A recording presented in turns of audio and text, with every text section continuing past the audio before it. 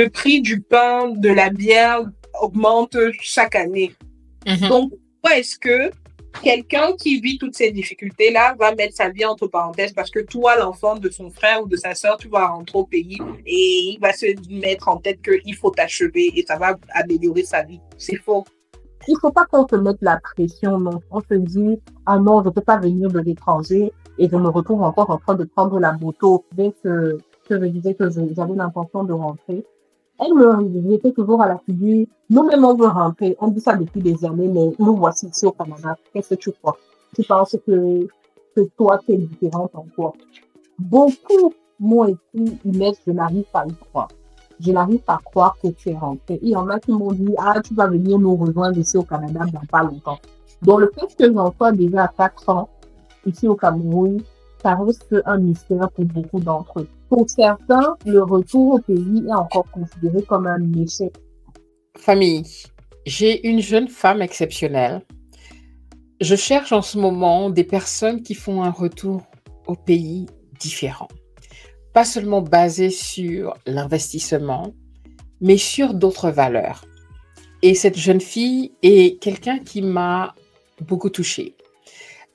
Lors des vidéos sur la famille Ruth, que vous avez beaucoup aimé, beaucoup ont dit merci parce que beaucoup se sont retrouvés dans ce retour au pays, pas comme les autres. Ce retour au pays qui est centré sur soi, sur cette reconnexion avec notre chère Afrique et non pas sur le business uniquement. Et cette interview est encore différente. C'est une jeune femme, mais vraiment formidable, qui a la tête sur les épaules et qui a un mindset, une mentalité, mais vraiment très différente. Elle a fait un retour au pays, mais vraiment très différent de ce que j'ai entendu jusque-là. Je vous demande vraiment de prendre le temps de regarder cette vidéo jusqu'au bout. Elle partage vraiment quelque chose d'intéressant. Prenez le temps d'écouter son histoire parce qu'elle a vraiment quelque chose de très beau à partager avec vous. Alors, sans plus tarder, Inès Ntsama.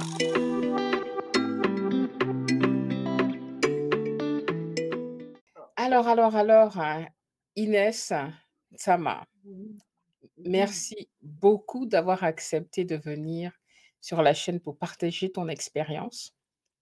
OK.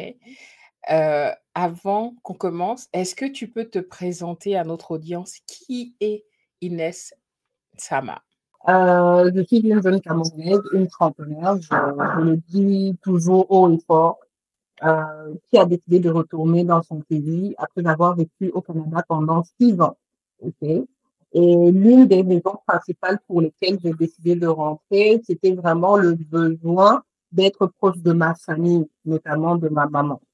Et du coup, en 2021, I packed my bags and I said, okay, I'm going back to my country.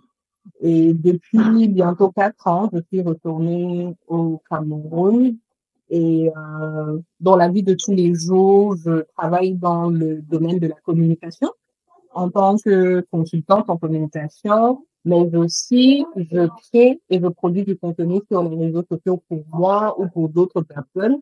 Et depuis tout récemment, j'enseigne aussi tout ce qui a trait à la création de contenu à des jeunes dans les universités ou ailleurs. Voilà. Superbe.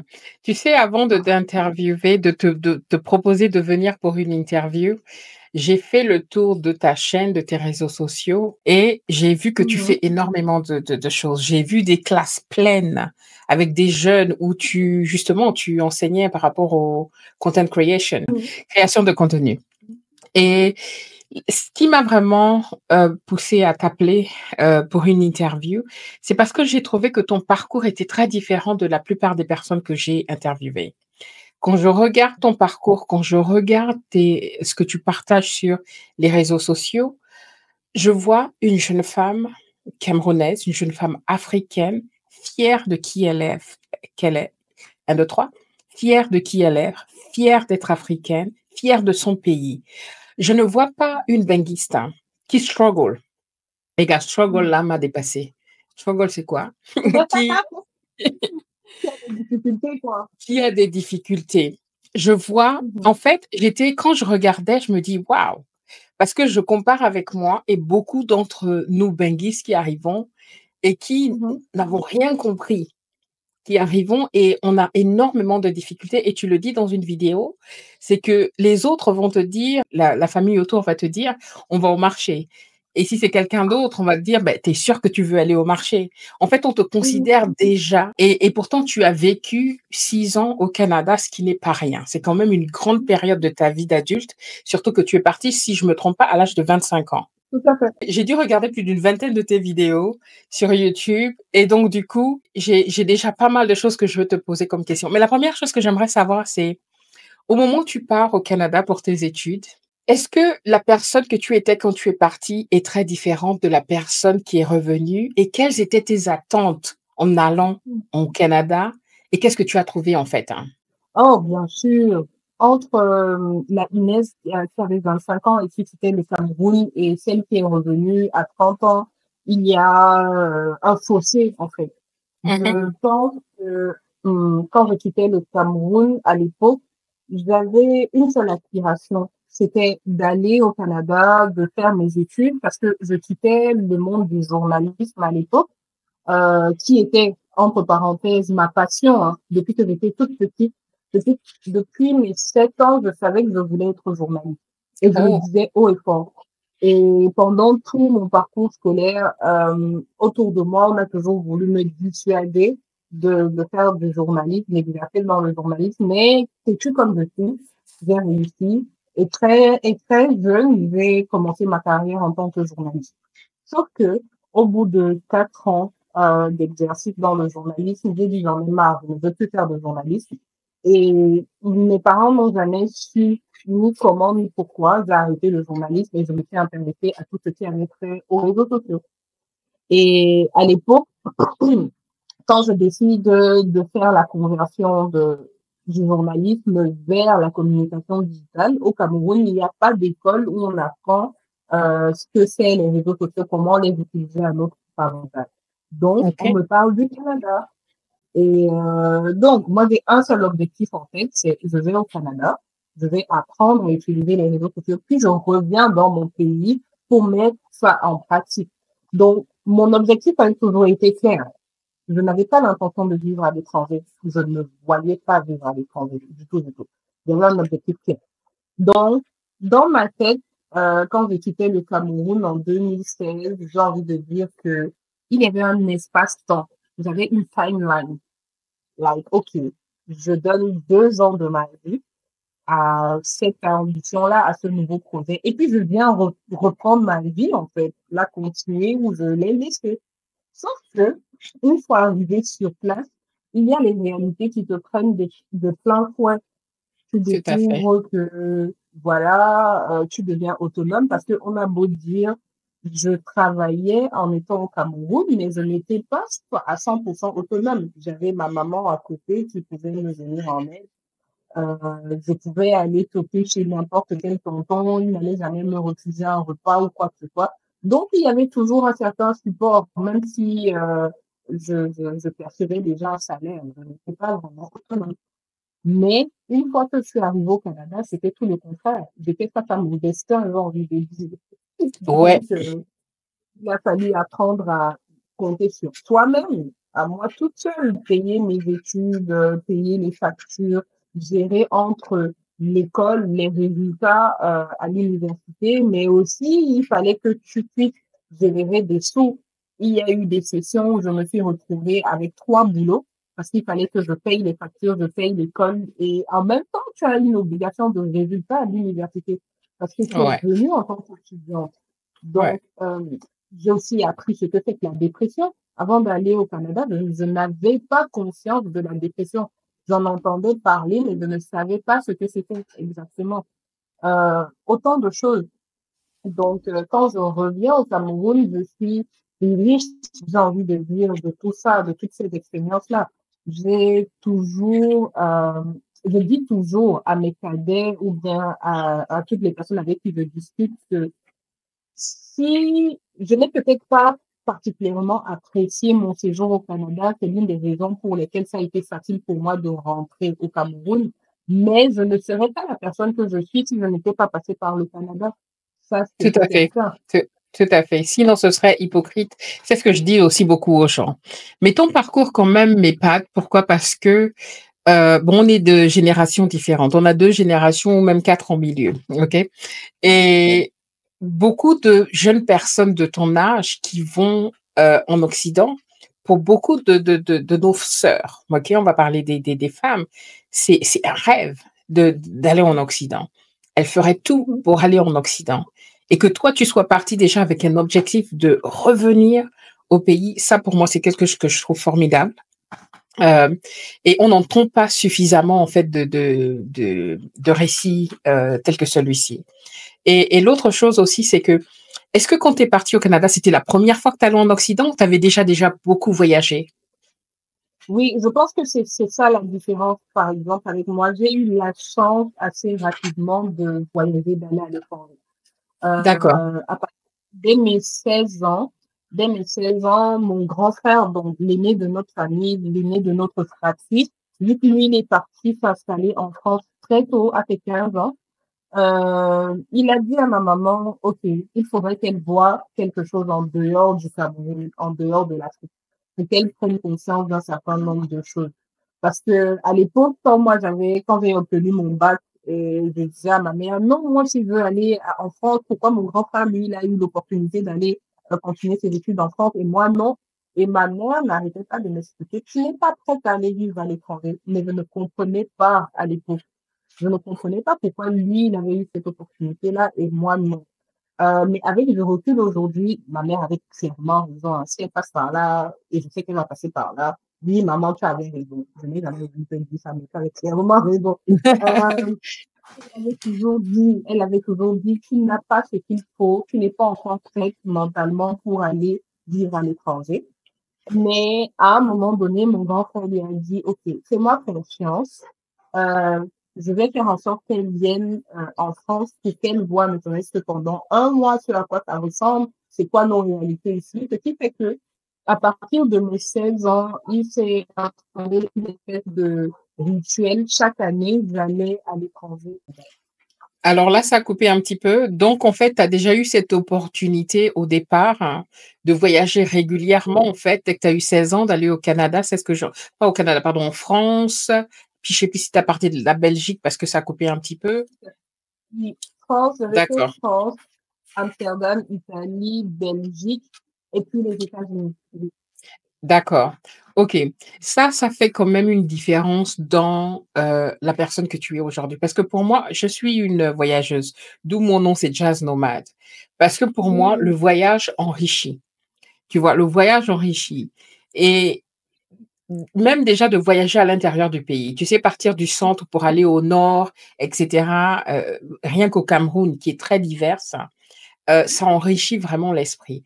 Donc le fait que tu sois sorti très jeune, c'est comme tu sais, en France, les enfants très jeunes, on leur donne un peu de vin ou un peu de champagne pendant les fêtes à Noël.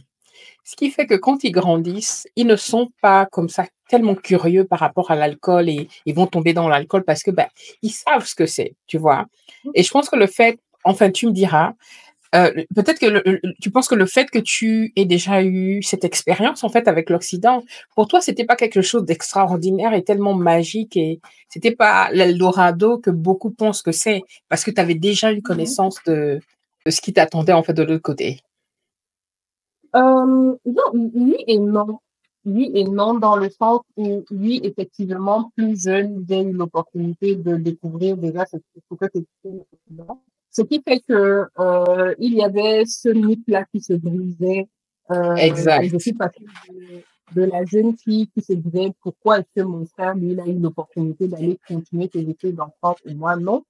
Je suis arrivée sur place, j'ai vu dans quelles conditions ils vivaient et je me disais, OK, j'ai hâte de rentrer chez moi dans notre confort et tout. Ça va de soi. Donc, Oh! du coup, OK. oui, oui, oui. Du coup, oui, parce que ce qu'il faut souligner, c'est que la première fois que je vais en France, mon frère vit en colocation. Il vit dans une chambre, dans un appartement qui a à peine de 2 chambres et il a 2 colocataires. Et on sait comment les appartements en France sont petits. En France, en plus à Paris. À Paris, oh Donc, my goodness, yeah. Donc, tous les deux, je crois que c'était en Seine-Saint-Denis. Donc, tous les deux, on vit encore même pas 1 mètre carré, lui et moi. Alors Ouais. que quand je quitte le Cameroun, on est dans une maison, dans une villa avec quoi, 5 chambres. Et avec Donc, de l'espace partout. Hein. avec de Ouais. l'espace partout. J'ai ma Ouais. chambre, on a une aide ménagère et tout. Écoute. Donc, le calcul est vite fait, le choix est vite fait, très vite fait. Wow. Wow. Voilà. OK. Donc, très vite, il y a cette sacralisation de la France qui se brise en moi et je Ouais. commence à comprendre ce que mon grand frère me disait, en fait. Et quand je le vois dans son quotidien, comment il court après les transports, et il faut toujours qu'il soit à l'heure, il a des factures à payer et tout, je me dis, ah non, moi, c'est pas le quotidien que je veux, c'est pas comme ça que je vois le quotidien. Non. Ouais. Ce qui fait que, à la fin de mon premier séjour en France, je me suis déjà fait une raison. Oui, je vais une fois, 2 fois, mais je veux pas vivre là, la moins de fois. Ok. En plus, il faut aussi prendre en considération le fait que tous les séjours que j'ai eu à passer en France particulièrement, bon, s'il y a des Français qui passent par là, je suis désolée, mais je parle de moi, de ce que j'ai eu comme retour. Surtout à Paris, ça n'a jamais été des super beaux séjours. Franchement, Explique, donc, hein. Parce que j'ai grandi en alors, France, à Paris et j'ai vécu à Paris. Donc, ouais, je suis curieuse. Hein. alors, je pense que peut-être ça dépend aussi de l'époque à laquelle moi j'ai commencé les voyages à l'étranger. Euh, Quand je commence à voyager, j'entre ma l'université dans 2010 par là. Et la première fois que je vais en France, c'est dans le cadre d'un stage en tant que journaliste de Libération. Mhm. Et je suis la seule noire. Je suis la première africaine à être admise en stage dans la rédaction des idées à l'époque. Et c'est une curiosité, ça va de soi. C'est une curiosité pour tout le monde. Ouais. Et du coup, très souvent, j'avais des interactions, aujourd'hui, je les qualifierais de lunaires, clairement, avec certaines personnes. Il y en a qui me demandaient, oui, alors, j'arrive pas à croire que tu t'exprimes aussi bien pour quelqu'un qui vient de l'Afrique, parce que d'abord, le Cameroun, bien sûr, il ne connaissait pas, malgré le passé colonial. Euh, et puis, c'est comment tu as fait pour arriver en France? Je me rappelle, je peux jamais oublier cette C'était interaction. en 2000, combien? 2000? 2008, 2009, Wow. OK. oui. L'une d'entre elles m'a demandé, OK, comment tu fais comment vous faites pour vous déplacer chez vous euh, là-bas en Afrique? Est-ce que vous prenez des animaux? Et je lui ai répondu de manière vraiment, j'ai envie de dire, on saute d'une branche à l'autre et tu t'imagines pour arriver ici en France, j'ai fait monter sur le dos d'un éléphant. Le pire, c'est qu'elle m'a pris. Ouais, mais ça, c'est de la bêtise et de la connerie qu'en 2000. C'est incroyable, hein. Moi, je te dis ça parce que j'ai eu la même chose l'année dernière, en 2024. C'est ça, hein, ouais. J'étais à Cape Town, en Afrique du Sud, et j'ai Mhm, rencontré un groupe de femmes américaines. mhm, Et le récit qu'elles m'ont fait, pour beaucoup, c'est pareil. Hein. Leur famille leur disait, OK, il faut dire bonjour à Simba. Et posait des questions pour savoir si, pour eux, on n'a pas d'industrie, on n'a rien en fait, on n'a pas de voiture. Mais pour moi, ce n'est plus de l'ignorance parce que aujourd'hui, avec les réseaux sociaux, avec le journalisme, comme tu disais, la différence entre le journalisme et les réseaux sociaux, tout est en ligne. Tout est en ligne. mhm. Si tu veux savoir c'est quoi Effectivement. l'Afrique, il y a des gens qui vont te montrer c'est quoi l'Afrique. Et que les gens encore... moi, c'est pour ça que je suis partie de la France en 2001 à cause de ce que tu expliques, parce que la France est très, comment dire, hein, ouais, il y a encore du chemin. Il y a encore du chemin. Ouais. Merci. Tu me Ouais, ah non, rejoins. je comprends. Je comprends, ouais, ouais. Et puis, il y avait beaucoup de condescendance dans la manière dont certaines personnes s'adressaient à moi. Et j'ai trouvé mon grand frère je le trouvais beaucoup trop diplomate dans sa manière d'approcher les choses. Et il y a une chose que je trouve qu'il a développée justement avec toutes les années qu'il a passées en France, c'est que he knows how to curse people without letting them know that he's cursing them, actually. Moi, je suis pas Exactement. capable de Ouais. faire ça. Et Ouais. c'est à force de rester près des Français qu'il a appris cela. Et il maîtrise cet art à la perfection. Ouais. Like, I wanted to fight every day. Ouais. Every Ouais. day. Moi, Donc, moi, je pense que c'est une question de personnalité et que ton frère est quelqu'un de très sage et de très tranquille. Parce que moi-même aujourd'hui, j'étais censée redéménager en France comme ma base parce qu'on rentre au Cameroun pour notre retraite. Mais j'ai dit à mon mari, si je pars en France, je pense que on va me mettre en prison parce que I'm gonna fight, like, parce que the rudeness, les Français sont rudes et ils vont te le dire en face. Ça, c'est une chose avec les Français. Ils te disent ce qu'ils pensent exactement. Et, et c'est quelque chose que moi, je supporte pas. Je n'arrive pas à rester calme et dire et accepter de me faire insulter ou dénigrer. Surtout aujourd'hui, à 50 ans. Voilà. Mais je comprends que quand tu as une carrière, quand tu vis, quand c'est l'endroit où tu vis, tu as envie de. Ok, ok, on va avancer parce que sinon, voilà, je suis consciente du temps. Tu m'as reprise quelque part quand je te disais, quand tu es allé au Canada, ok, quelle est la réalité? Qu'est-ce que tu as trouvé sur place qui a fait que, en fait, ton séjour au Canada ne t'est pas plu? Est-ce que c'est les moins 50, moins 20 degrés, moins 40 degrés? Ça, moi, je peux pas. Entre autres. Mais je pense Ouais. que tu apprends à habituer ton corps à, enfin, à ces conditions météorologiques-là. Mais c'est pas Ouais. ça. C'est vraiment que je me suis sentie seule au Canada. Je OK. n'avais jamais, je n'avais jamais ressenti, euh, cela. Je n'avais jamais vraiment eu l'impression d'être, I was empty. I was feeling empty. Like il y avait des gens autour de moi, mais je me sentais seule. J'avais l'impression que ces gens-là et moi, on ne regardait pas dans la même direction, qu'on n'avait pas les mêmes ambitions, on n'avait pas la même manière de voir les choses. Et du coup, je ne trouvais pas ma place là-bas.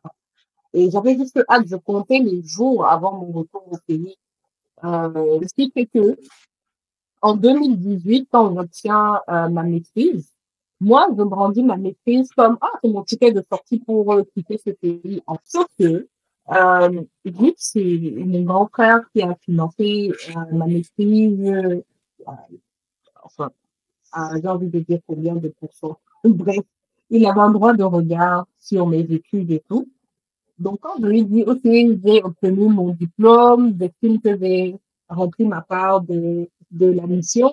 So, I can go on now. I can move on with my life. Et il me dit, OK, maintenant que tu as ton diplôme, il faut que tu aies l'argent.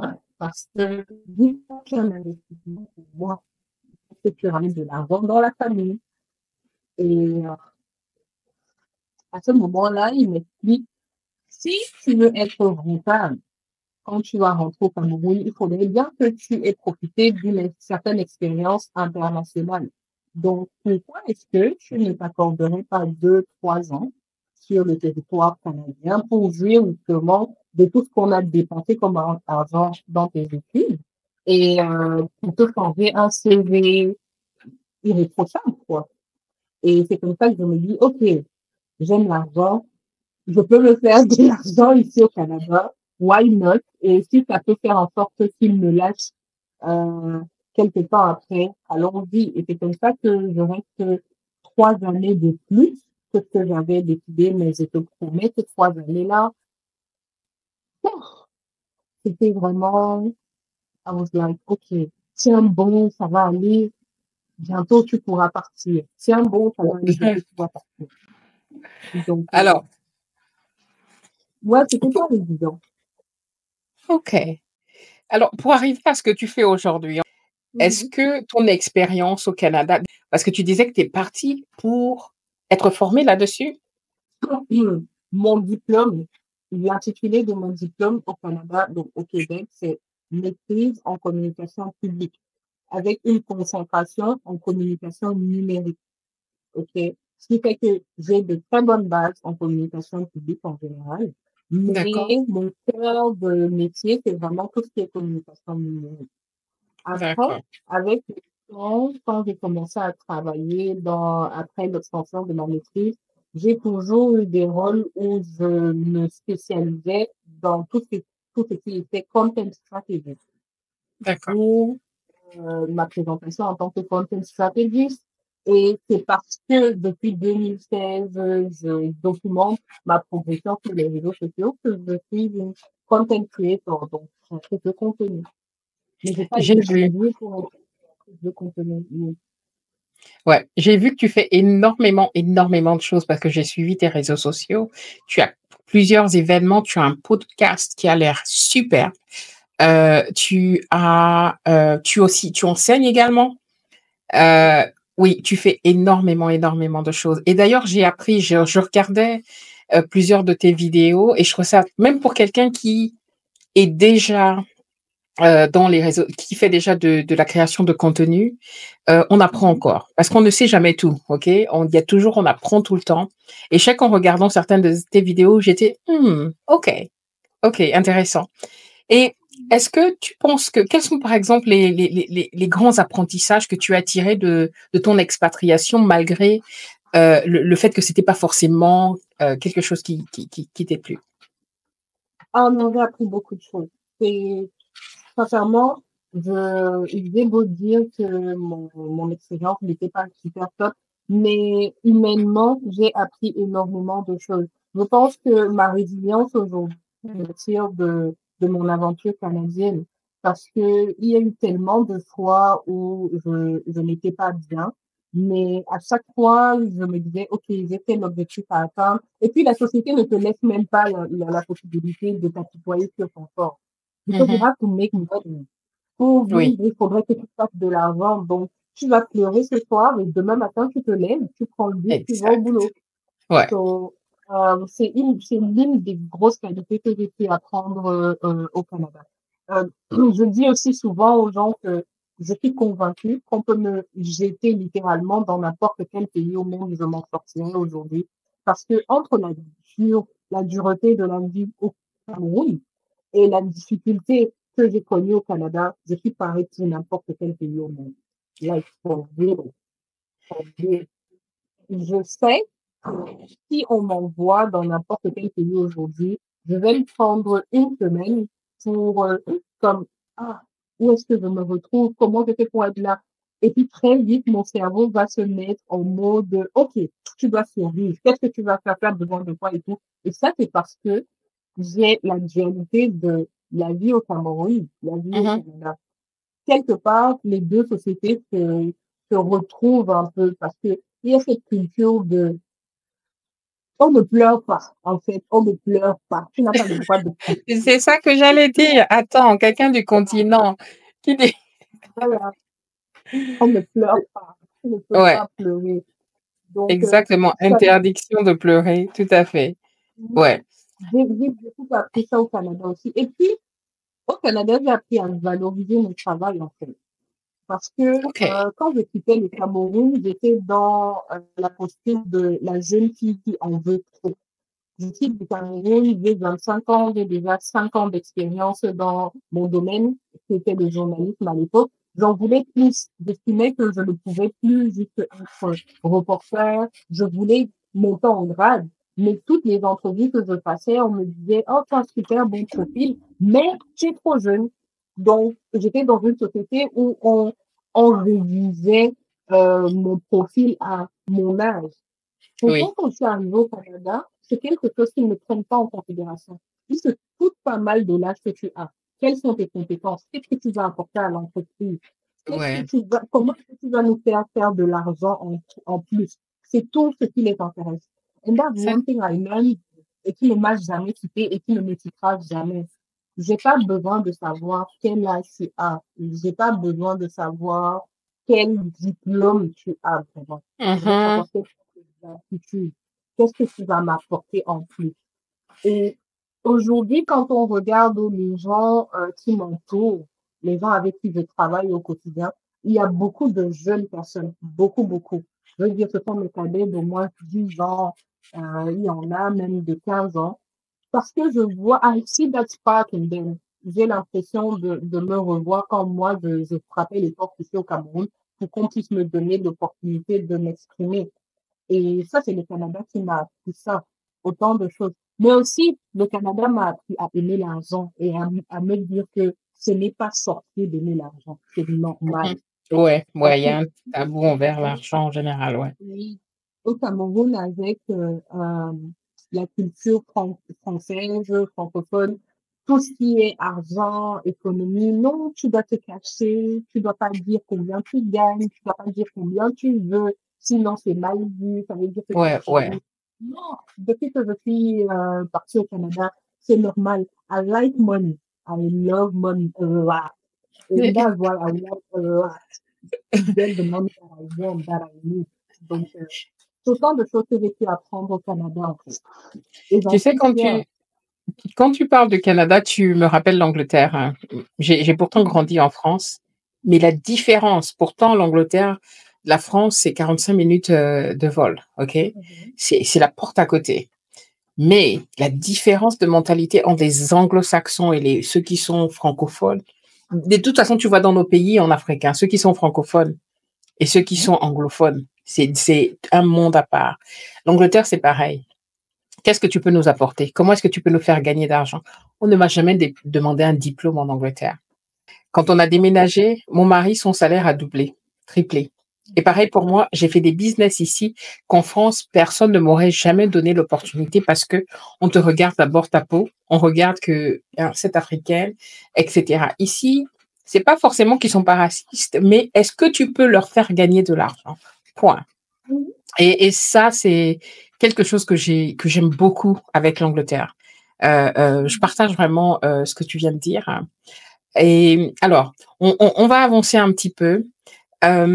En écoutant tes vidéos, ok, tu parlais du fait que ta famille, ta maman au départ, et en général pour beaucoup de personnes qui vont en Europe, personnes de la diaspora, ok, des Africains qui vont en Occident, la famille en général a des difficultés de les voir rentrer.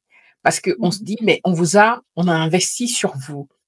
On vous a envoyé pour avoir une meilleure vie et vous revenez. Moi, j'ai eu la même chose. Pour ma famille, c'était un gâchis. Je punissais mes enfants. En plus, je les emmenais en Afrique. Mais pourquoi? Alors qu'il y a l'Europe. Et comment est-ce que ta famille a pris ton retour? Parce que je sais que tu parlais de ta maman un petit peu. Ouais. Mhm. Et les amis. Comment on a dit, mais tu as eu la chance de partir. Pourquoi tu reviens? Alors, quand je prends la décision en 2020, en plein Covid, de vraiment rentrer au Cameroun, les frontières sont fermées. Je suis malade. Malade, j'étais parmi les premières personnes malades au Québec, malades de Covid. Oh, Et normalement, et je pense pendant les 4 premiers jours de la maladie, je cache la maladie à ma famille parce que je veux pas les inquiéter. Tu sais pas c'est quoi le ouais. lendemain, une maladie inconnue et tout. Et quand ma mère découvre que je suis malade, parce qu'en plus ma mère est pharmacienne, quand elle découvre que je suis malade, elle ne veut pas alarmer tout le monde autour de moi. Et à un moment, je comprends que ça ne va pas. Et en plus, je suis asthmatique normalement. Donc, quand le Covid commençait, c'était l'une des choses dont on avait peur, si tu as des problèmes respiratoires et tout. Ouais, je sais, ma fille est asthmatique, hein. Yeah. Voilà.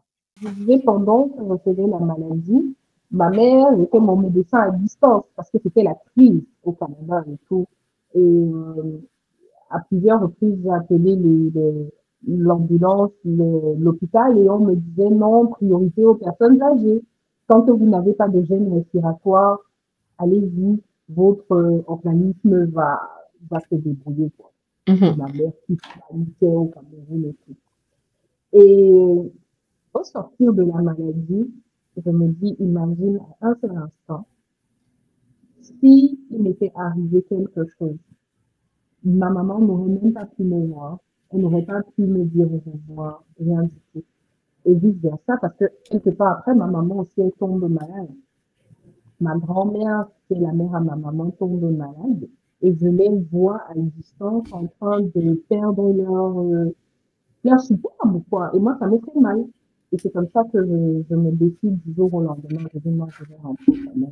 Je ne veux pas repartir dans mon pays juste pour avoir à dire au revoir à un de mes parents. Je veux vivre avec mes parents.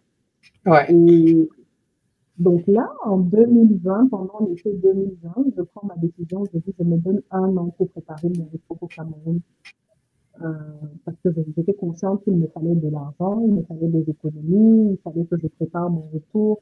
Comment est-ce que je vais assurer mon quotidien une fois que je serai sur place? Et là, je pense à une stratégie. C'est mon travail, stratège en communication. Et je décide de me servir des réseaux sociaux pour documenter mon retour vers le pays. Donc, oui, tu as commencé en fait avant d'être au pays. Wow, ok. D'accord. J'ai D'accord. commencé avant mon retour. Donc, à partir de 2019, parce que entre 2016 et 2020, je suis présente sur les réseaux sociaux. Mais c'est vraiment de manière platonique. Moi, juste ce que je fais au quotidien. Il n'y a rien de précédent.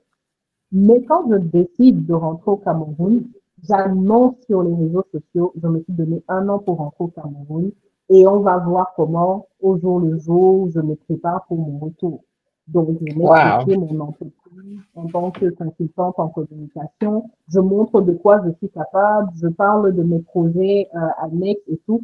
Ce qui fait que quand je rentre au Cameroun, j'ai déjà de la demande.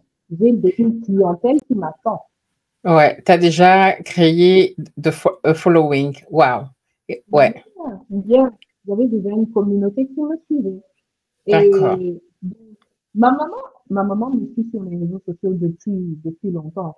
Mais elle ne me croyait pas. Elle ne croyait pas quand je disais sur les réseaux sociaux que voilà, une fois que je serai sur place, voilà ce que je vais faire. Elle se disait que ça devait juste être un, enfin, que j'allais venir pour un séjour et puis repartir au Canada. Donc, le jour où je décide d'acheter mon billet d'avion, j'envoie la photo à mon grand frère et il voit que c'est un billet d'avion sans retour. Allez, Elle simple. est simple.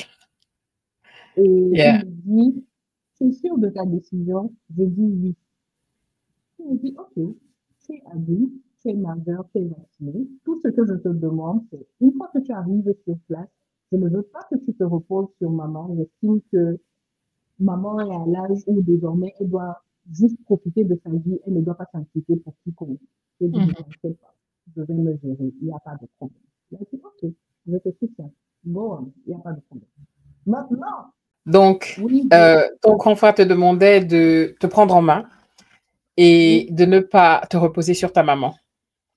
tout à fait. Donc, du coup, quand, donc la prochaine personne à convaincre, c'était ma maman, en fait. Et du coup, j'ai attendu plusieurs mois avant de lui envoyer mon billet d'avion. Autant j'ai envoyé mon billet d'avion le jour même de l'achat à mon frère, autant ma maman, et je crois que c'est en 2 semaines de mon retour que je lui ai envoyé le billet d'avion. Et OK. elle m'a dit, donc tu es sérieuse? Je dis oui. Elle me dit, mais tu vas faire quoi ici? J'ai vu les enfants de mes collègues rentrer au Cameroun, ils sont repartis, beaucoup trop de déceptions, il n'y a pas de travail, ainsi de suite. Je dis, maman, laisse-moi, je vais venir me faire ma propre expérience. Elle appelle mon frère en renfort parce que mon grand frère a toujours eu cette figure paternelle en réalité. Elle appelle mon grand frère, elle lui dit, non, mais tu vois ce que ta soeur fait, je sais pas ce qu'elle veut et tout. Et mon grand frère qui lui dit, laisse-la faire, c'est une adulte, laisse-la faire. Au moins, si ça rate, elle ne pourra pas dire que c'est de sa faute ou bien de la mienne si elle ne l'a pas fait. Donc, laisse faire. Et c'est comme ça que je suis rentrée, en fait.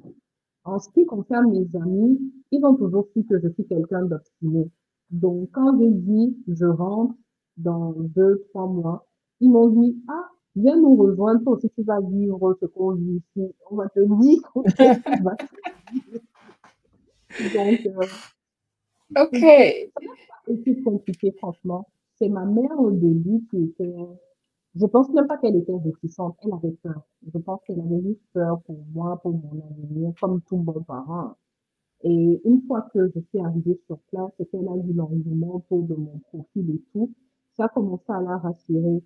Bon, maintenant, il y a des périodes où, qui sont moins roses que les autres, où elle se dit, ah, peut-être, même aujourd'hui, après 3 ans, quoi, 3 ans, ça va bientôt faire 4 ans que je suis rentrée, ma mère ne me parle même pas du fait de, ah, ma mère ne m'a jamais dit, tu vois, si tu étais restée au Canada.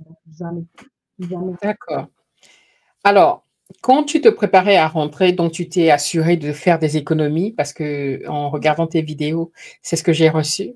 Et donc, tu es venu avec des économies pour Mhm. pouvoir lancer ton business Mhm. de content strategist, right? Mhm. Et donc, quand tu arrives, hein, les attentes que tu avais, est-ce que ça a été facile de... Parce que tu avais déjà commencé avant de partir. Hein. Quand tu es arrivé, comment ça se passe pour toi? L'installation, le retour, est-ce qu'il y a un choc? Est-ce que pendant ces 6 ans, tu rentres quand même au Cameroun ou tu restes 6 ans plein au Canada? Non, pendant les 6 ans, je suis rentrée une seule fois. Une D'accord, fois, je crois au bout de la deuxième année, je suis rentrée une fois. C'est d'accord. tout.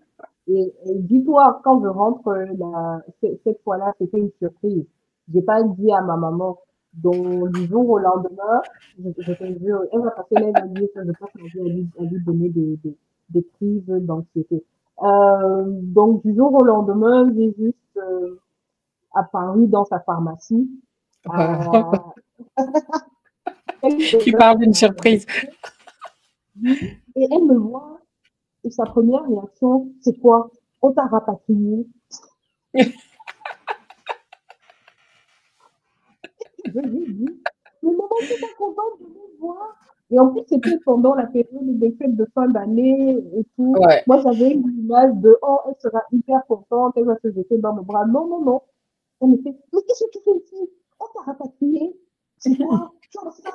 Qu'est-ce qu'il y a? Donc, laisse tomber. Non, non, j'étais revenue une fois, mais c'était même pas pour longtemps. Et puis, le reste du temps, ouais, j'étais au Canada. Ok. Alors, comment se passe l'installation? Alors, quand tu reviens, est-ce qu'il y a un choc quand même? Parce que tu pars adulte, tu as 25 ans, donc tu connais le pays. Mais quand Mhm. même, quand tu vis en Occident, peu importe comment, ça peut être difficile, les réalités de l'Occident que souvent nos familles au pays ne comprennent pas, parce que c'est dur en Occident, c'est Dieu c'est chacun pour soi, Dieu pour tous. Ok, vraiment, tu dois bosser comme tu dis. C'est on ne pleure pas. Tu dois te lever pour pouvoir manger, vivre et payer ton loyer et tout. Hein. Donc, quand tu Mhm. rentres, est-ce qu'il y a un choc quand même? Il y a un reverse choc. Enfin, est-ce que tu te réadaptes facilement à la vie au pays? Et par rapport à ton business, comment est-ce que tu mets ça en place? Est-ce que c'était facile? Est-ce que tu as eu des challenges que tu as rencontrés? Mhm. Alors, pour la réadaptation, je pense que je me suis tellement préparée mentalement pendant l'année que je me suis donnée pour appliquer mon retour et tout, que quand je rentre, dès le lendemain, je me sens dans la masse. La OK, plupart du temps, quand les gens rentrent, très vite, on peut détecter, ah, ça c'est un bandit, c'est tout. Moi, c'était pas le cas. exact. Moi, c'était vraiment pas le cas. Dès le lendemain, quand je suis rentrée, je me rappelle que je suis rentrée au Cameroun, je suis arrivée par l'aéroport de Douala et pourtant ma famille est basée à Yaoundé. J'ai passé sensiblement 3 semaines dans la ville de Limbe parce que je voulais d'abord me calmer avant de Ouais. repartir vers les grandes villes et tout. Ce qui fait OK. que je m'acclimate là du côté de Limbe et déjà, dis-toi, avec les affrontements qu'il y a dans le nord-ouest et le Oui. sud-est au Cameroun, Ouais. une fois de plus, toujours moi en train de vouloir donner des run attacks à ma mère, j'arrive à peine au Cameroun et je lui dis non, je vais d'abord à Limbe. Voilà. Ouais. Ouais. Je suis folle, une fois de plus, elle me dit, tu pars faire quoi à Limbe? Si on te tire dessus là-bas, qu'est-ce que tu vas dire? En tout cas, quand je reviens sur Yaoundé, bon, le lendemain de mon arrivée à Yaoundé, ma mère me demande si je peux aller faire les courses au marché pour la maison. Parce que ça n'a jamais été comme si j'avais quitté la maison, en fait. On m'aurait dit que j'étais là depuis toujours et que, voilà, le temps s'était juste arrêté un peu et puis je suis revenue retrouver mes mêmes habitudes.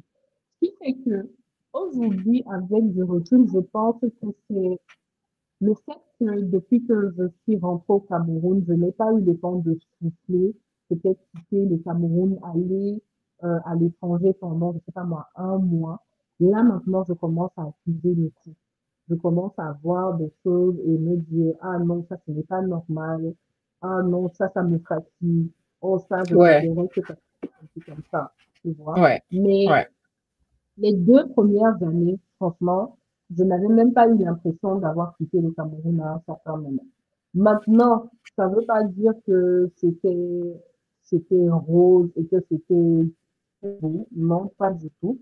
Mais à chaque fois, le fait de me retrouver chez moi contrebalancé par rapport aux difficultés que je rencontrais, Ouais. en fait. Mhm. En ce qui concerne mon business, comme je t'ai dit tout à l'heure, je crois que j'ai été maligne de communiquer en amont sur mon retour et sur mes aptitudes, sur ce que je suis capable de faire. Ce qui fait que D'accord. quand j'arrive au Cameroun en juillet, je prends tout un mois pour me calmer et me réadapter à la vie. En Mhm. août, je lance les activités, je vais créer mon entreprise de manière officielle. La création de l'entreprise n'a vraiment pas été compliquée en quoi? En une semaine, j'avais tous mes documents et je commence à chercher une assistante et je l'ai eu aussi assez rapidement. Donc, j'avais déjà ma petite équipe et je commence à recevoir dès septembre de la même année. Donc, en 2, 3 mois, les choses se mettent sur pied. Je commence à avoir des clients. Euh, je mets les choses sur pied. Bon, c'est au bout du mois de décembre que les difficultés commencent.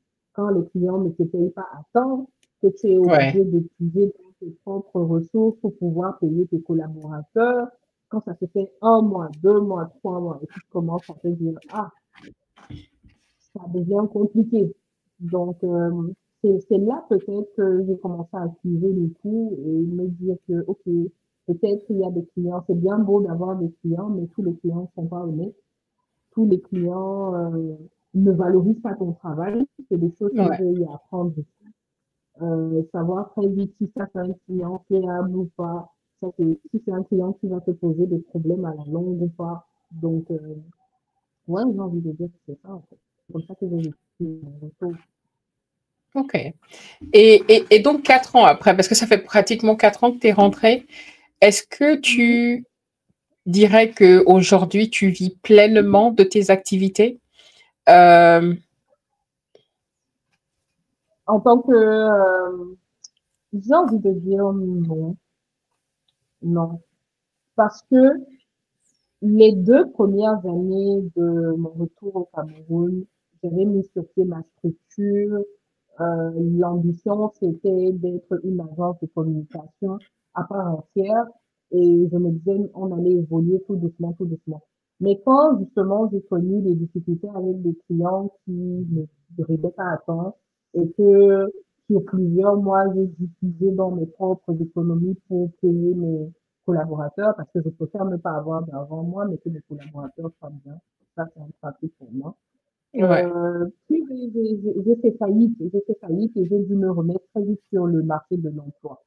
Je pense d'accord, que la chance que j'ai toujours eue ici au Cameroun, contrairement à beaucoup d'autres, c'est que je réussis toujours à avoir des opportunités. d'accord, Peut-être parce que je sais comment j'utilise les réseaux sociaux et les réseaux sociaux emmènent à moi des opportunités, des personnes qui voient de quoi je suis capable et qui veulent travailler avec moi. Ça, et d'accord, là, je suis passée en mode freelance.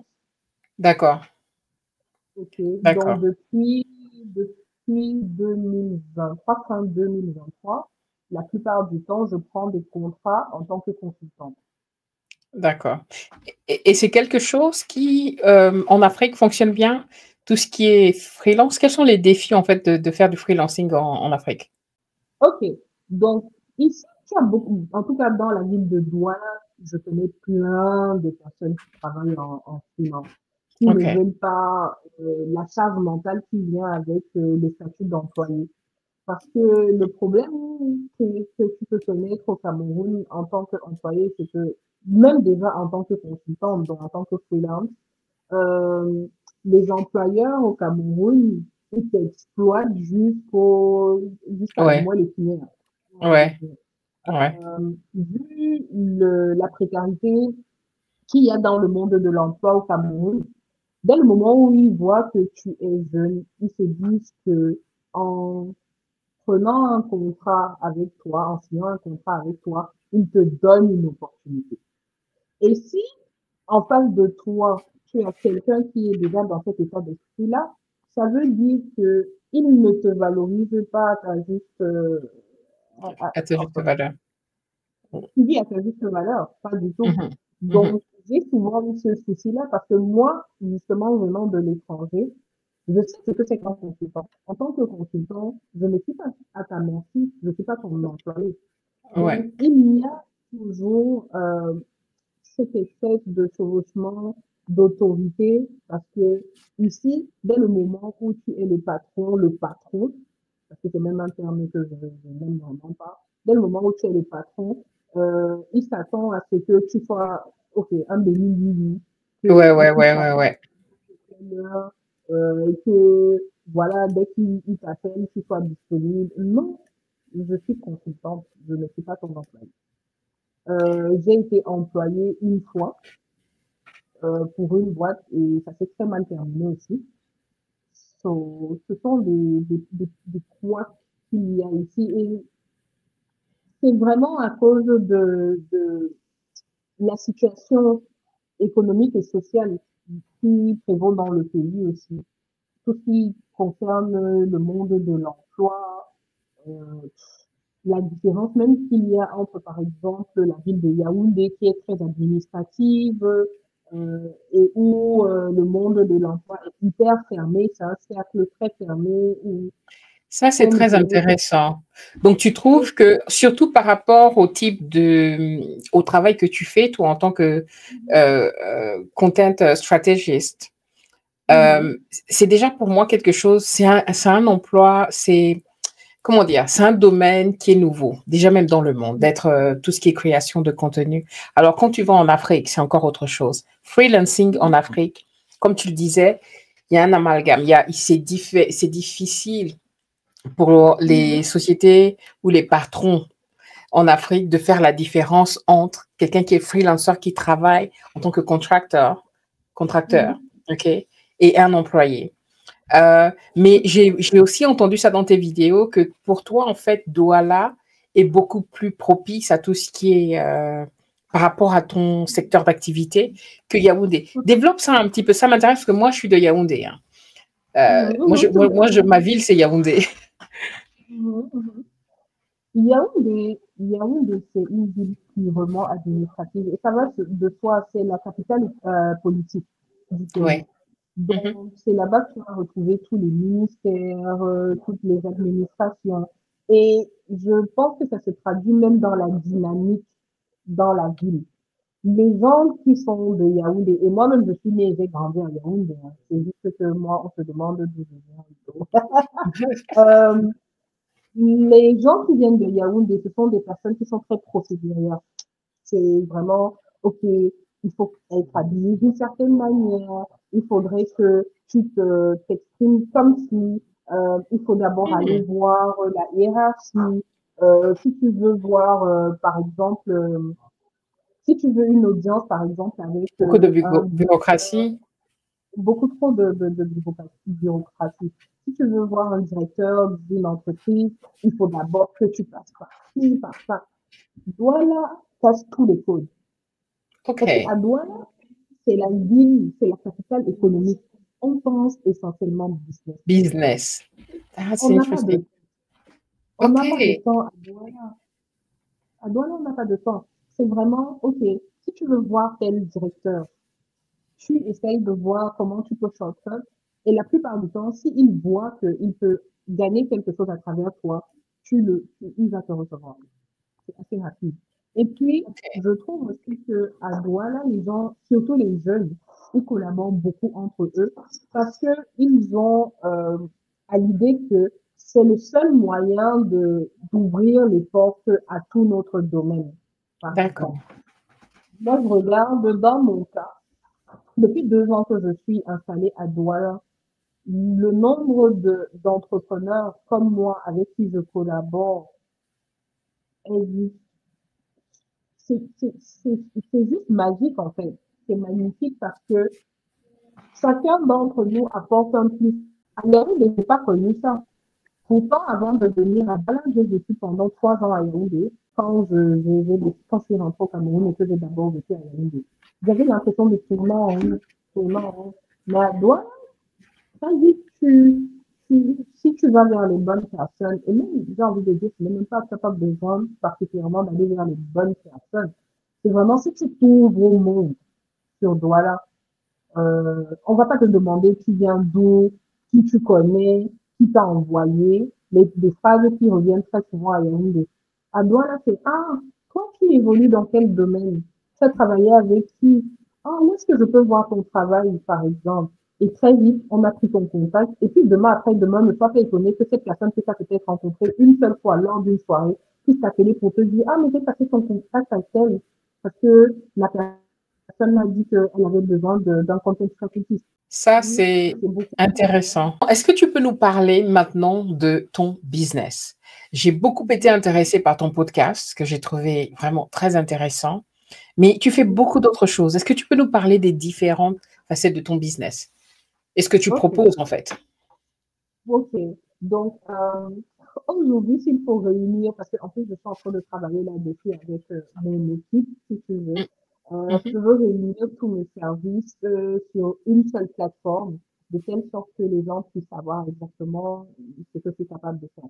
Donc, tu as la dimension professionnelle, purement professionnelle, où j'accompagne les entreprises, les marques et puis peut-être des personnalités qui veulent utiliser les réseaux sociaux pour atteindre leurs objectifs, leurs publics cibles. Donc ça, c'est mon travail de content stratégie ou de conseillère en communication numérique en premier lieu. Puis de l'autre côté, tu as l'aspect créatif de contenu, justement, vu que je crée et je produis du contenu sur pratiquement tous les réseaux sociaux imaginables. OK. Après, tu as la casquette de podcast host. Justement, depuis l'année dernière, j'ai enfin mis sur pied mon podcast, Realness Podcast, où on parle de tous les sujets qui touchent à les personnes de la trentaine et plus, justement OK. dans le contexte de la communauté afro-noire comme nous, toi et moi. Et après, maintenant, il y a aussi le volet enseignante qui, qui est rentré dans tout ça. Et bientôt, je vais aussi désormais présenter une émission radio. Voilà. Oh, intéressant. Oui. D'accord. Et L'émission radio, ce sera sur quoi? ce sera sur une radio basée ici à Douala qui s'appelle Volume 3. OK. Ah, non, tu demandes le sujet? Ouais, le thème, ouais, Oh, ok. Alors, j'aurai une co-host avec qui on a des profils très antagonistes comme ça, parce que moi, je suis trentenaire, comme elle aussi. Mais moi, je suis célibataire sans enfant. Et tout ça, là, ce n'est pas dans mes objectifs les plus immédiat. brillants. OK. Voilà. Elle est mariée, maman de 2 jolis petits garçons. Et elle est die hard family and everything. Donc, avec cette dualité de profil, on va très souvent disséquer l'actualité des réseaux sociaux sous le prisme de nos profils. Par exemple, Intéressant. on va parler de la requête de l'amour dans la trentaine, en tant que, voilà, moi, en tant que femme célibataire qui ne compte pas faire d'enfant de sitôt. Et puis, elle parlera de son prisme. Et des fois, on aura des invités, notamment. Ce sera des hommes, des femmes, mais c'est des sujets comme ça qu'on va aborder très souvent. La guerre des genres, euh, la répartition des tâches dans les foyers, Ça va être intéressant, surtout au pays, surtout en Afrique où, en général, le rôle de la femme est bien défini. Ah, Voilà, ouais. exactement. Ouais. Moi, je vois le mariage qu'on a ici quand je suis ici avec mon mari en Angleterre et le mariage Mhm. quand on est au Cameroun, c'est deux choses différentes. C'est Je ne deux peux choses qu'imaginer. différentes. Ouais. Tu vois, quand tu vas venir au pays, on va t'inviter, on va parler de tout ça. Ok, sans problème. Sans problème. Alors, si tu as encore du temps, j'ai encore quelques questions à te poser. OK. Mhm. Dans les vidéos et ta chaîne YouTube a vraiment énormément à offrir, hein. J'ai adoré, par exemple, Inès Diaries, parce que ça permet vraiment de montrer ton quotidien et ton travail, parce que tu montres vraiment how do you call it, backstage, Mhm. behind the scene, derrière la caméra. Tu montres Mhm. vraiment une journée type, comment tu travailles avec ton équipe, etc. Et j'ai trouvé ça vraiment très intéressant pour beaucoup, parce que ma chaîne est vraiment, j'ai changé un petit peu ma chaîne tellement de fois. Mais en ce moment, c'est sûr vraiment de Back to Africa. Les personnes Mhm. de la diaspora qui veulent rentrer. Et beaucoup trouvent ça difficile. Il y a une chose que tu as dit qui m'a beaucoup plu. Tu disais, beaucoup de personnes de la diaspora veulent rentrer, mais ont peur de par rapport aux responsabilités qu'ils ont, par exemple, au pays. Parce que quand on est dans la diaspora, on travaille et en général, des fois, on aide ceux qui sont à la maison. Donc, si on rentre, il faut pouvoir tenir sur ses jambes, hein, comme toi, tu as fait. Donc, par rapport aux charges familiales, et ne savent pas, en fait, comment faire. Et tu disais que tu as plusieurs personnes qui veulent rentrer. Moi, ça m'a plu parce que peut-être ma génération, j'ai plus vu des personnes qui sont en Europe et veulent rester par rapport au confort, parce que c'est vraiment Mhm. difficile de rentrer et attendre la retraite, en fait, pour rentrer. Donc ça m'a Mhm. plu. Est-ce que tu peux développer ça? Quand j'étais au Canada, justement, et le peu de personnes que je fréquentais, parce qu'il faut reconnaître que je n'étais pas très sociable, hein. Donc, c'est peut-être pour ça que l'aventure canadienne n'a pas été hyper top pour moi. Le peu de personnes que j'ai rencontrées, c'était des personnes qui étaient au Canada depuis une dizaine d'années, une quinzaine d'années, et à qui, à chaque fois, je disais que j'avais l'intention de rentrer, elles me jetaient toujours à la figure. Nous-mêmes, on veut rentrer. On dit ça depuis des années, mais nous voici ici au Canada. Qu'est-ce que tu crois? Tu penses que toi, tu es différente en quoi? On me disait toujours ça. Il n'y a pas une seule personne qui m'a dit, OK, comment tu vas t'y prendre, ainsi de suite. Ce qui fait que le jour où j'achète mon billet d'avion et une semaine avant mon départ, j'organise une espèce de petit repas chez moi pour dire au revoir à tout le monde. Ils sont tous surpris. Ils sont surpris. Ils me disent, tu étais vraiment sérieux et tu as vraiment décidé de rentrer au Cameroun. Et tu rentres vraiment. Et je te promets que jusqu'à mon arrivée au Cameroun et comment je commence à documenter mon quotidien au Cameroun, beaucoup m'ont écrit, Inès, je n'arrive pas à y croire. Je n'arrive pas à croire que tu es rentrée. Il y en a qui m'ont dit, ah, tu vas venir nous rejoindre ici au Canada dans pas longtemps. Donc, le fait que j'en sois déjà à 4 ans ici au Cameroun, ça reste un mystère pour beaucoup d'entre eux. Pour la simple et unique raison que il y en a beaucoup qui ont peur du regard d'autrui. Parce que pour certains, le retour au pays est encore considéré comme un échec. C'est Ce qui est dire que dommage. oui, et c'est vraiment dommage. Ouais, Pourtant, le monde est un village planétaire, littéralement. Si ouais, tu te sens bien à Singapour, même si tu es béninois, pourquoi est-ce que tu pourrais pas t'installer à Singapour? Si moi, en ouais, tant que Camerounaise, je me sens bien au Cameroun, même après avoir vécu au Canada, j'ai le droit de rentrer au Cameroun. Et ce ouais. n'est pas un échec. J'ai vécu mon expérience canadienne et j'ai décidé de rentrer. Mais beaucoup perçoivent encore ça comme un échec de rentrer au pays. Mais tu sais, c'est ça qui m'a beaucoup plu dans tes vidéos. Comme je te disais, je regardais tes vidéos, tu es épanouie. Ça ne veut pas dire qu'il n'y a pas de challenge. On a fait le retour au pays, on a échoué, on est revenu. Et on est en train de se préparer pour repartir. Qu'est-ce qui fait la différence avec toi? Déjà, est-ce que tu penses que les personnes qui veulent rentrer, beaucoup arrivent déjà avec des idées d'investissement? Parce que le retour au pays, c'est forcément l'investissement. Mais peut-être même pas à l'échelle dont toi tu parles, parce que toi, tu es venu déjà content creation, c'est quelque chose de différent. Déjà, tu peux faire de l'argent en ligne Tu peux faire de l'argent de différentes façons.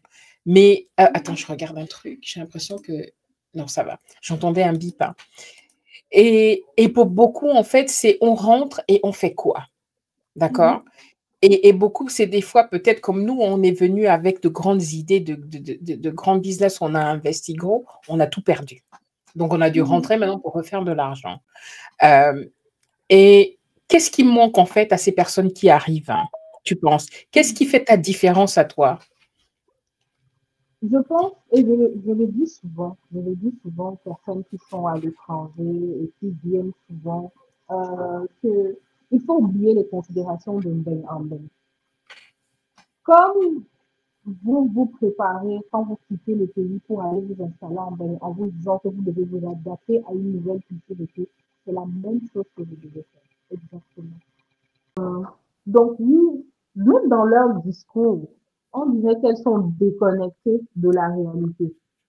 Il y en a plein qui arrivent au pays avec une espèce de condescendance parce que vous venez de l'étranger. Mais je suis désolée, les gens ont leur manière de vivre ici au Cameroun. Les personnes sont habituées à certaines habitudes, elles ont leur manière de voir les choses. On ne peut pas de faire exactement tout ce qui est fait ici parce que tout n'est pas bien, on est d'accord. Mais il ne faut pas non plus aller à contre-courant ou bien donner l'impression aux gens que tu es meilleur qu'eux. C'est ce que je reproche beaucoup à certains qui viennent de l'étranger. Ils viennent avec le système de l'étranger et ils se disent qu'ils vont vivre la même chose qu'ils avaient à l'étranger en étant ici au Cameroun. Pourquoi c'est pas le même contexte? Ce n'est pas du tout le même contexte. Et si tu n'es pas d'accord avec certaines réalités que tu trouves sur le terrain, essaye de faire en sorte de retrouver peut-être les habitudes que tu avais là-bas à l'étranger, en sachant que non seulement ça va te coûter beaucoup plus cher, ça va te prendre beaucoup d'énergie et que tu auras peu de gens qui comprendront cette façon de penser ou de voir les choses. Ok. Mais tu ne penses pas que le fait que tu aies vécu au Canada, quand tu es rentré, est-ce que tu as essayé de retrouver le confort? Parce qu'il y a un confort, rien que par rapport même à la construction des maisons, etc., à ce qui est disponible, avoir l'eau qui sort du robinet.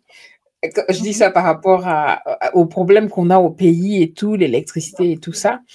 Et moi, je sais que ce qui nous a coûté, c'est qu'on arrive, on veut avoir quelqu'un qui nous aide pour le ménage, pour la nourriture, on veut avoir quelqu'un à la maison. On n'a pas la possibilité d'avoir ça en Europe. Personne, à moins de gagner je ne sais combien, tu peux pas. Donc, quand tu arrives au pays, tu veux te permettre certaines choses, mais aussi, pour beaucoup, si tu n'as pas de voiture, t'arrêter sous le soleil et prendre le taxi ou au Cameroun où on est à 6 dans un taxi, pour beaucoup, c'est impensable. Moi, la première. Donc, je vais plutôt louer un taxi seul. Ça augmente les coûts très rapidement. Ou louer à la journée, ça augmente les coûts. Quel conseil tu donnerais en fait? Parce que est-ce que toi, tu es arrivé et tu t'es réadapté complètement à la vie que tu avais avant de partir? Ou alors, par rapport à ce que tu as vécu à l'étranger, il y a quand même un certain confort que tu aimerais recréer, mais avec les réalités du pays.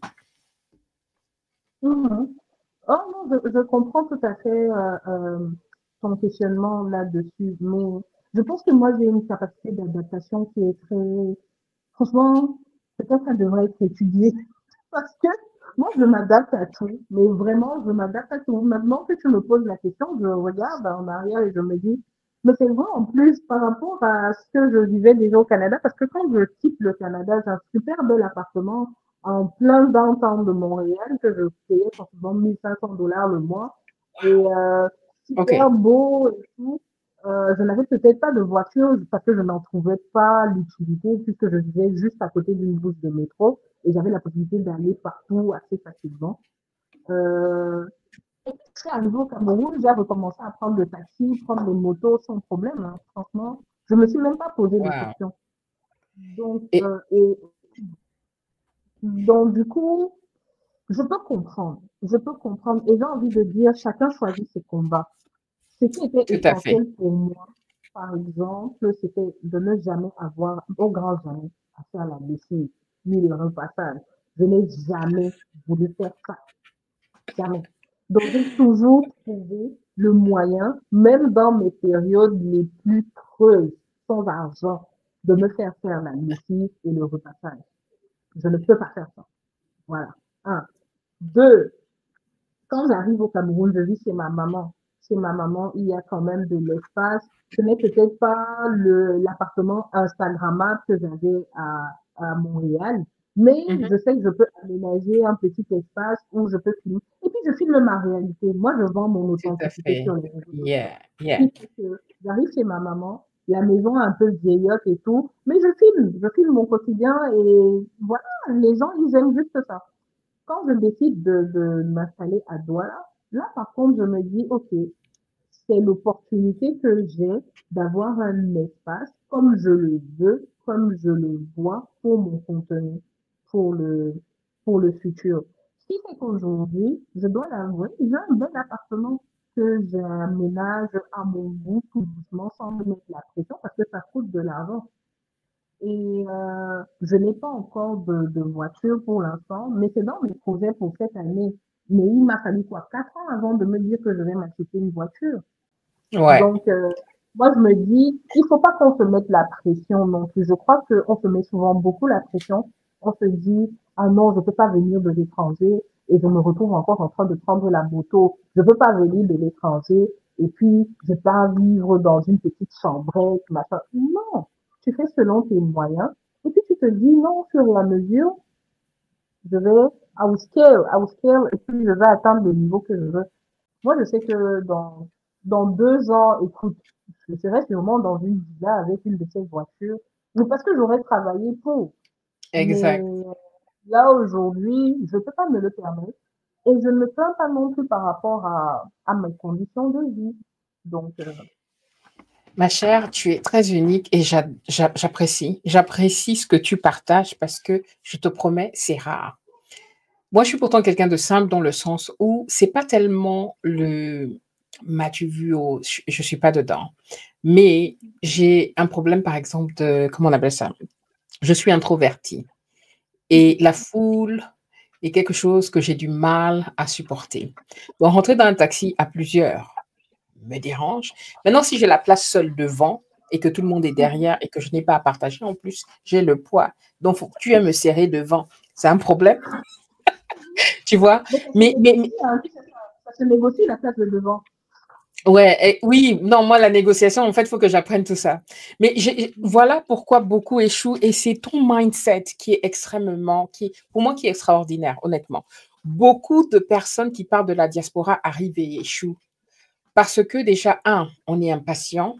Deux, on veut recréer et réavoir le mode de vie qu'on avait là-bas dans un environnement qui est complètement différent, plutôt que de venir et d'embrasser notre chère Afrique telle qu'elle est, OK, et de réapprendre à vivre là et à recréer quelque chose qui est propre à l'environnement où on est. On veut calquer la vie qu'on a là-bas sur l'Afrique. Eh bien, ça ne marche pas. Ça ne marche pas du tout. Et tu vois, tu arrives, beaucoup de personnes de la diaspora arrivent avec chaussures Croco, Gucci ou je ne sais trop quoi. Essaye de se donner un faux sens de fakeness, ok, de richesse ou de venir mentir à ceux qui sont sur place quand ils triment. Parce que la vie en Europe, en Occident, c'est dur. Il faut travailler dur.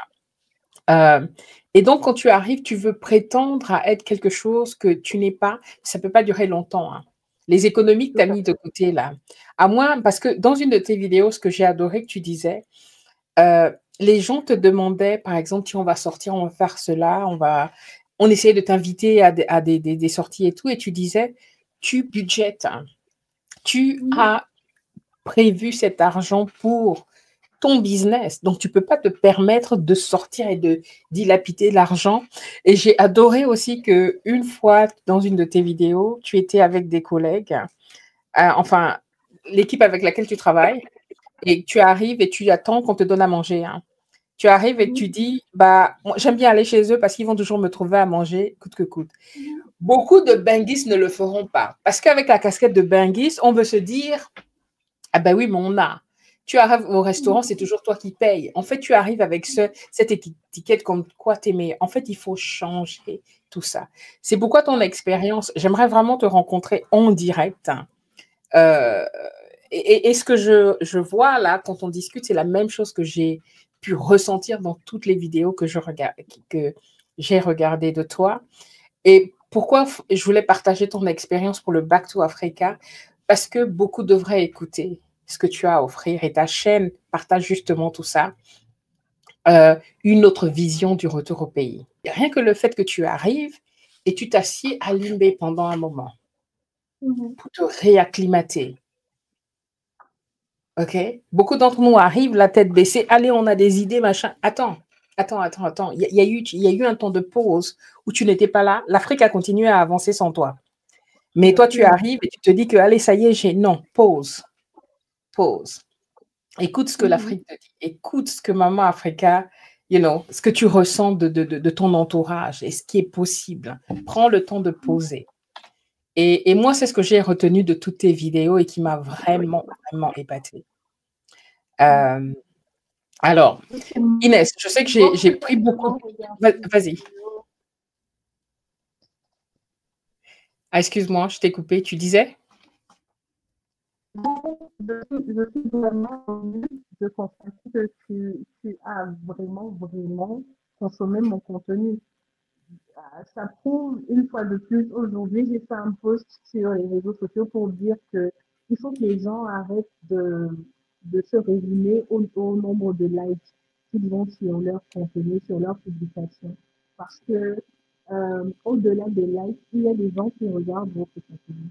Qui savent exactement ce que vous faites, mais peut-être qu'ils n'interagissent juste pas avec votre contenu. Oui. Et aujourd'hui, tu me dis que c'est donc tous les défauts que tu ressens. J'ai pas commenté parce que je regarde, je consomme, j'ai dû commenter sur une ou deux vidéos sur tout ce que j'ai regardé. OK? Donc les gens regardent et honnêtement tes vidéos m'ont impacté. Je te dis, je me suis tapé toute la série de Inès Diary et j'ai vraiment apprécié où tu vas acheter de la nourriture et tu partages combien ça t'a coûté, etc. Et tu vas dire non, je n'aime pas préparer ou je n'ai pas. Enfin, anyway, tu vois, ça permet vraiment de montrer le quotidien et de montrer aux benguistes qui arrivent qu'il y a d'autres façons de faire. Il y a juste un truc qui est hors sujet certainement. Dans un de tes réseaux sociaux, j'ai vu, tu as dit que tu t'es coupé tes cheveux afro. Tu as coupé tes cheveux afro pour des raisons spirituelles, plus spirituelles qu'esthétiques. Ça m'a interpellée. Tout à fait. En décembre dernier, j'ai décidé de me couper les cheveux parce que depuis entre juin 2024 et janvier 2025, j'ai connu des moments hyper difficiles, financiers, dans le monde professionnel. J'ai été malade, j'ai vraiment été malade pendant plusieurs mois. Je ne voulais pas rentrer dans une spirale de je ne suis pas bien, qu'est-ce qui va m'arriver, à quoi va ressembler mon lendemain. Et je sais que dans tout ce qui est spiritualité africaine notamment, les cheveux représentent un poids. Ouais. Et du coup, moi qui faisais toujours attention à mes cheveux afro, j'aimais beaucoup porter mon afro et tout, je me suis juste dit, ok, je vais couper mes cheveux et puis c'est comme un nouveau départ. Et pour de vrai, depuis le jour où je les ai coupés, je me sens comme allégée et j'ai l'impression de m'être fait pousser des ailes dans le dos, en fait. Et d'ailleurs, le choix de la couleur de cheveux, là, il n'est pas ça montre à quel point je suis dans un état d'esprit où je teste tout. Il n'y a rien qui me fait peur. Et vraiment, je suis prête à affronter toutes les difficultés qui viennent vers moi, quoi. C'est ça. Super. Inès, écoute, c'était tellement un plaisir, OK, de partager ce moment avec toi. Malgré la technologie, j'espère et j'en suis sûre que beaucoup vont résonner avec vont se retrouver en fait dans ce que tu dis. Tu sais, j'ai partagé une dernière vidéo où je disais qu'on a tout faux avec le retour au pays. On pense le retour au pays de manière trop compliquée. Plutôt que de penser, comme tu l'as dit, tu es rentré pour être avec ta famille, avec les tiens. Tu voulais être auprès de ta mère, ok? Le retour au pays, et comme j'ai adoré ce que tu as dit aussi en disant, mais tu es camerounaise. Si ton cœur, et si tu veux vivre au Cameroun, où est le problème? On trouve des raisons au retour au pays. Tu vois, le retour au pays est devenu cette chose où, tiens, c'est le business, et si, c'est ça. Il y a plusieurs raisons. Il n'y a même pas besoin d'une raison pour rentrer chez toi. Non. OK. Je veux rentrer chez moi, c'est tout. Voilà. Et c'est un discours qui est très différent et que j'aime beaucoup.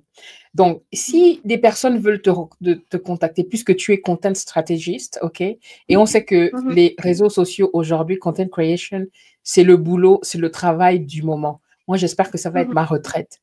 Et au passage, est-ce que tu as réussi à monétiser tes réseaux sociaux? TikTok, j'ai vu que tu es sur TikTok, c'est Instagram également. Oui, je suis sur tous les réseaux sociaux, franchement, partout. Je peux pas encore dire que je monétise complètement ma présence sur les réseaux sociaux. Je suis dans le processus parce que, par exemple, ma chaîne YouTube, je pense que je regardais mes statistiques sur YouTube. Je dois passer encore un dernier palier pour que ma chaîne devienne monétisée, qu'elle passe monétisée. Mais je sais que je suis pas bien loin de là. Je me donne encore un mois et demi, et puis je suis sûre que je vais commencer à toucher la monétisation. En ce qui concerne le reste de mes réseaux sociaux, c'est beaucoup plus les partenariats avec les marques, par exemple, qui peuvent me rapporter éventuellement de l'argent. Comme on est dans le contexte africain, malheureusement, les réseaux sociaux ici ne monétisent pas encore réellement les créateurs de contenu, ne rémunèrent pas encore les créateurs de contenu. Il n'y a que YouTube, notamment, qui permet d'être monétisé depuis le pays. Mais là, j'ai un compte TikTok que j'ai fait créer à l'étranger par mon grand frère. Shout out to him, il est toujours là pour me soutenir. Donc, je vais essayer de voir dans quelle mesure je vais le rendre intéressant pour que je puisse commencer à éventuellement toucher la monétisation sur ce compte-là. Mais en dehors de ça, c'est beaucoup plus les partenariats, comme je te disais, qui rapportent de l'argent. Mais tu sais que les partenariats, c'est de la monétisation. Parce qu'en général, quand on parle de monétisation, on pense au fait que c'est TikTok, Instagram, whatever, qui te paye.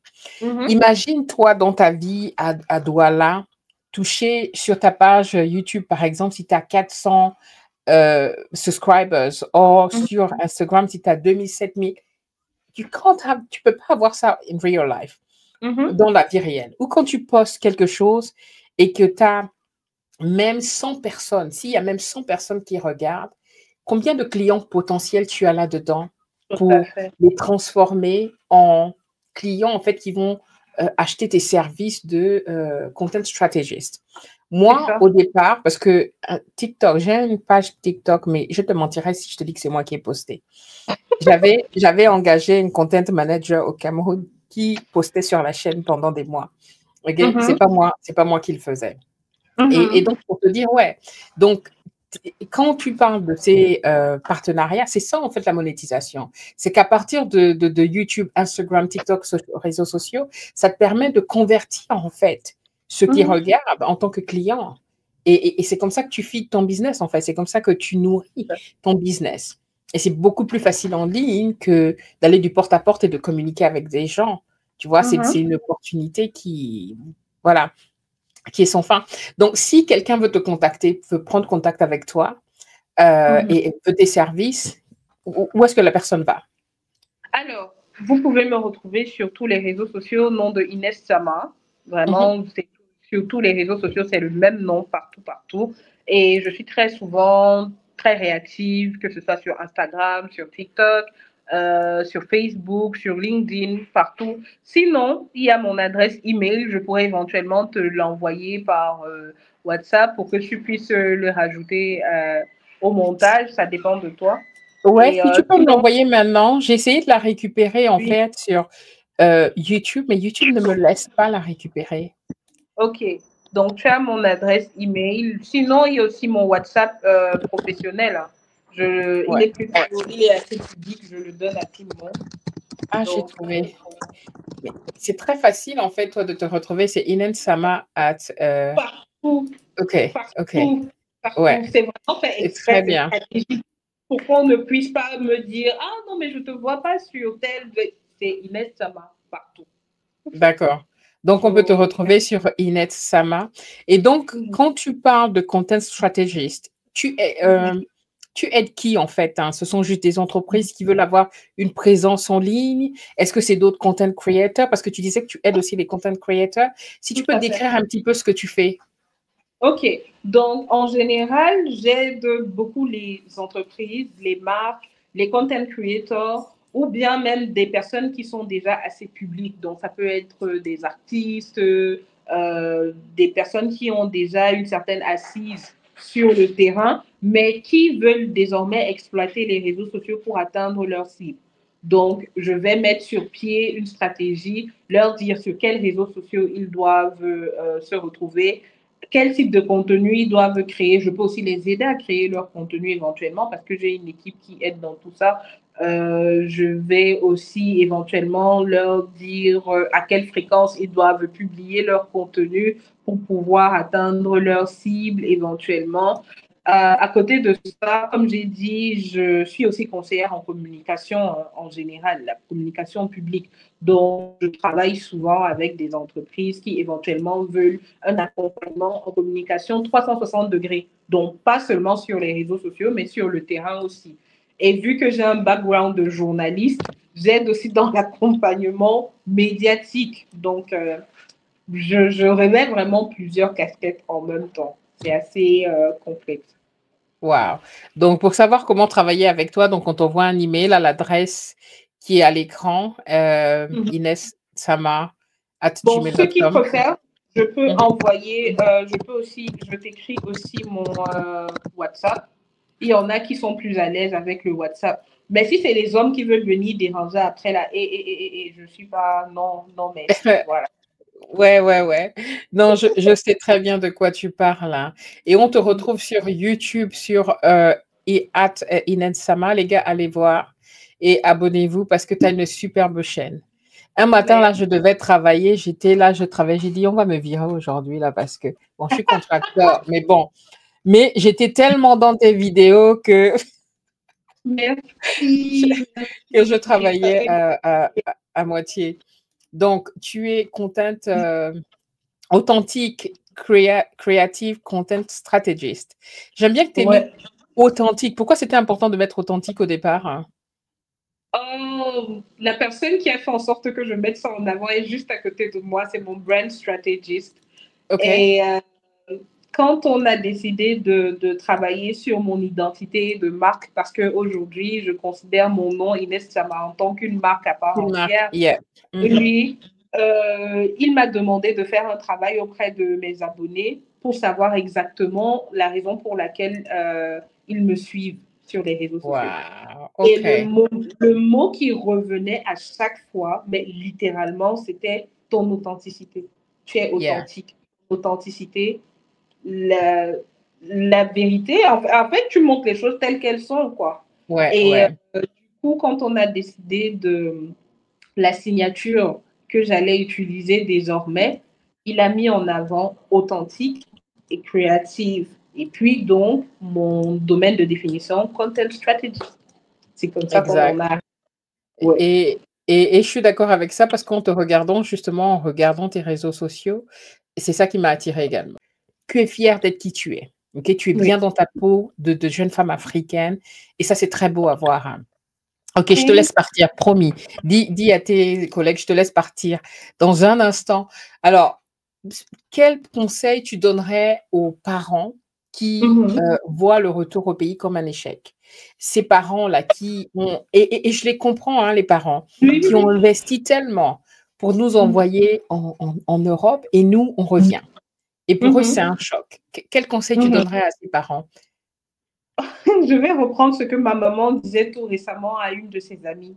Et c'est ironique que ce soit elle aujourd'hui qui le dise à ses amis, elle qui ne voulait pas que je rentre au pays. Elle disait à son amie, faites confiance à vos enfants. Ils savent ce qui est bien pour eux. Et je pense qu'elle a tout à fait raison parce que à un moment donné, le fait qu'on ait pu vivre à l'étranger, qu'on ait pu survivre à l'étranger par nous-mêmes et qu'on dise qu'on veut rentrer, il y a bien une raison derrière.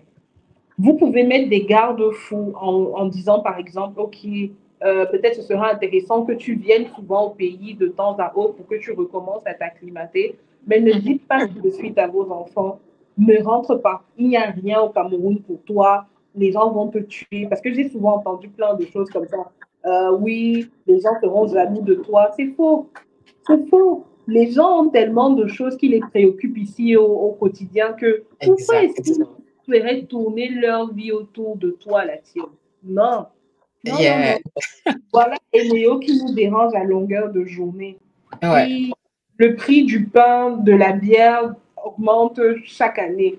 Donc, pourquoi est-ce que quelqu'un qui vit toutes ces difficultés-là va mettre sa vie entre parenthèses parce que toi, l'enfant de son frère ou de sa soeur, tu vas rentrer au pays et il va se mettre en tête qu'il faut t'achever et ça va améliorer sa vie. C'est faux. Que les parents arrêtent de voir les choses de cette manière-là. Non, si votre enfant vous dit « je ne me sens pas bien à l'étranger, j'ai besoin de rentrer au pays, d'être près de vous », accompagnez-le dans ce projet-là du mieux que vous pouvez. Maintenant, je peux comprendre que ce ne soit pas aisé à accepter parce que oui, vous vous êtes dit, vous voulez lui offrir un meilleur lendemain, de meilleurs lendemains en allant à l'étranger, mais essayez de comprendre les raisons pour lesquelles il veut rentrer. Et si vous pouvez l'accompagner, faites-le. Sinon, laissez-le, comme on dit souvent, les enfants, si un bébé veut toucher au feu, ce n'est pas en lui disant de ne pas toucher le feu qu'il va arrêter. Il faut qu'il se brûle la main. Très bon conseil. Un dernier mot pour ceux et celles qui hésitent à faire le grand saut, à rentrer. Il y en a plein sur ma chaîne qui, voilà, à l'audience qui te regarde. Un conseil, un dernier conseil. Faites confiance. Je pense que notre esprit nous parle très souvent, mais on essaye de le taire, de le faire taire. Si vous ressentez le besoin de rentrer, il y a une raison. Ça veut dire que vous avez votre place ici au pays. Maintenant, soyez juste malin, préparez votre retour. On a la chance aujourd'hui d'avoir des réseaux sociaux où il y a beaucoup de personnes comme moi qui partagent leur retour. Servez-vous de ces retours-là pour savoir exactement qu'est-ce que vous pouvez améliorer, comment vous pouvez assurer vos lendemains une fois que vous serez sur place. Et puis, n'hésitez pas, si vous avez la possibilité de revenir au pays, pour savoir exactement qu'est-ce qui va vous déranger, qu'est-ce qui sera peut-être un peu plus évident pour vous. Faites-vous des économies. Moi, vraiment, si j'avais la possibilité, j'aurais peut-être économisé pendant au moins 2-3 ans. Et puis, comme je dis, faites-vous confiance. Essayez de vous créer un réseau sur place. Ça aide toujours. Allez vers les gens. N'ayez pas peur et ne vous croyez pas supérieur à ceux qui sont sur place. Parce que vous ne l'êtes pas. Pas du tout. Amen. Absolument. Très, très beau. Merci beaucoup, Inès. C'était un tel plaisir. Tu vois, ça fait pratiquement 2 heures qu'on discute et j'aurais pu papoter avec toi plus longtemps. On se croise définitivement quand je viens au Cameroun. Il faut qu'on se voit, que ce soit à Yaoundé ou à Douala. Et merci encore d'avoir pris le temps d'être sur la chaîne. Alors, famille, je vous invite vraiment à aller sur la chaîne YouTube d'Inès, qui est tout simplement son nom, hein, Inès Sama, qui vraiment partage son quotidien, son retour au pays, et vous apprendrez énormément pour vous. Et si vous avez besoin d'une content strategist, n'hésitez pas non plus. Voilà. Donc, Inès, on va se dire au revoir. On va dire au revoir à tout le monde. Et puis, j'espère te revoir sur la chaîne, un de ces 4. Bien sûr, je reste toujours disponible. C'est quand tu veux. Et moi, j'ai vraiment hâte que tu viennes au pays et que tu viennes cette fois-ci sur ma chaîne à moi et peut-être sur mon podcast aussi ou bien à mon émission. Avec grand plaisir, ouais. Donc, vraiment, j'ai super contente qu'on ait eu cet échange. Pareillement. À très, très bientôt. Bye Bye, famille. Bye bye. À bientôt.